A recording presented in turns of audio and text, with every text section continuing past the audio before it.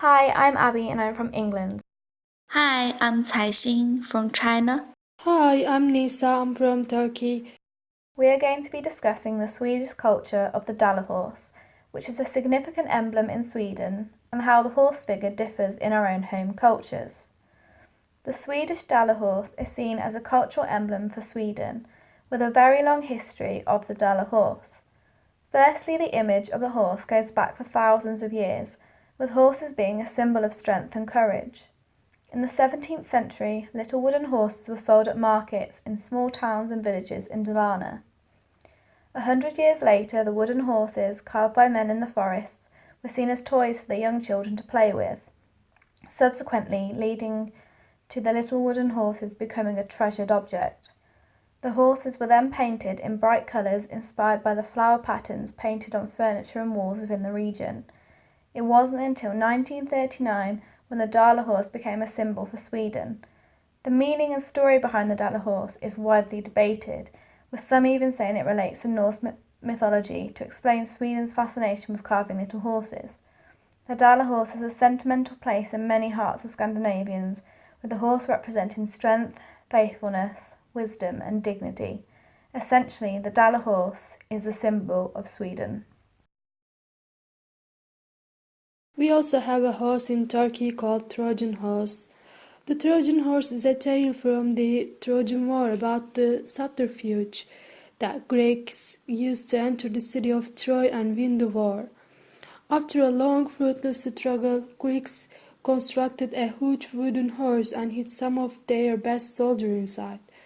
The Greeks pretended to sail away, and Trojans pulled the horse into their city as a victory as kind of present.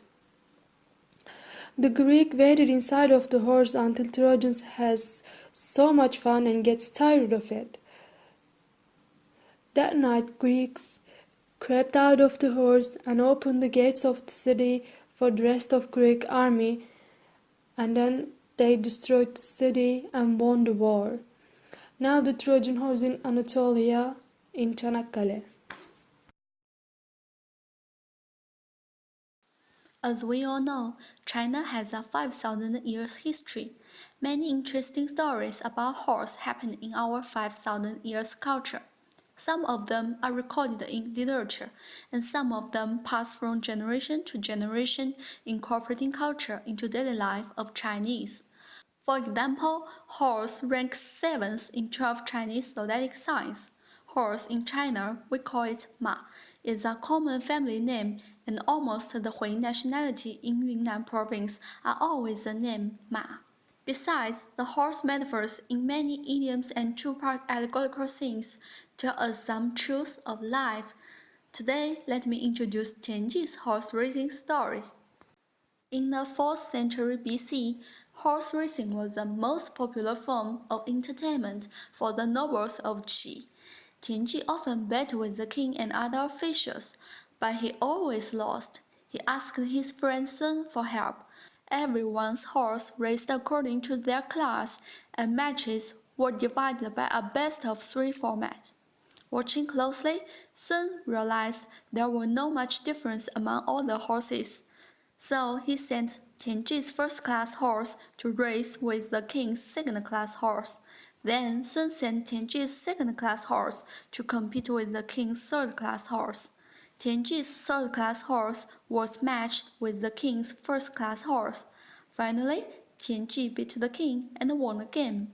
The story tells us when two sides are equal, appropriate strategies can be used to defeat the opponent, and when two sides are unevenly matched, appropriate strategies can be used to minimize the loss.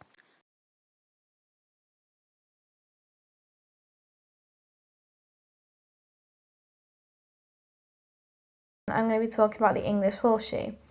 The horseshoe has been seen as a symbol of good luck in England and many other European countries. When kept as a talisman, a horseshoe is said to bring good luck. Some believe that you must hang it up with the ends pointing up so good luck can be caught within it as a sort of storage device.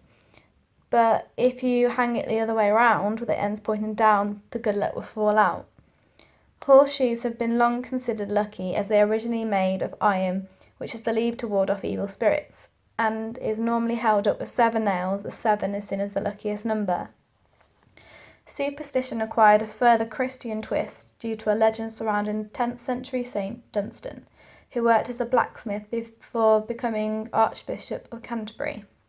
The legend recounts that one day the devil walked into Dunstan's shop and asked him to shoe his horse. Dunstan pretended not to recognise him and agreed to the request, but rather than nailing the shoe to the horse's hoof, he nailed it to the devil's own foot, causing him great pain. Dunstan eventually agreed to remove the shoe, but only after extracting a promise that the devil would never enter a household with a horseshoe nailed to the door. I have a horseshoe above my house at home that I have painted much like the Dala Horse. It's seen as an old folk like painting in England that you paint things like that, and the way that it is painted is much like how people paint objects on narrow boats that they use on canals. So I have a horseshoe above the entrance of my home, so it wards off evil spirits.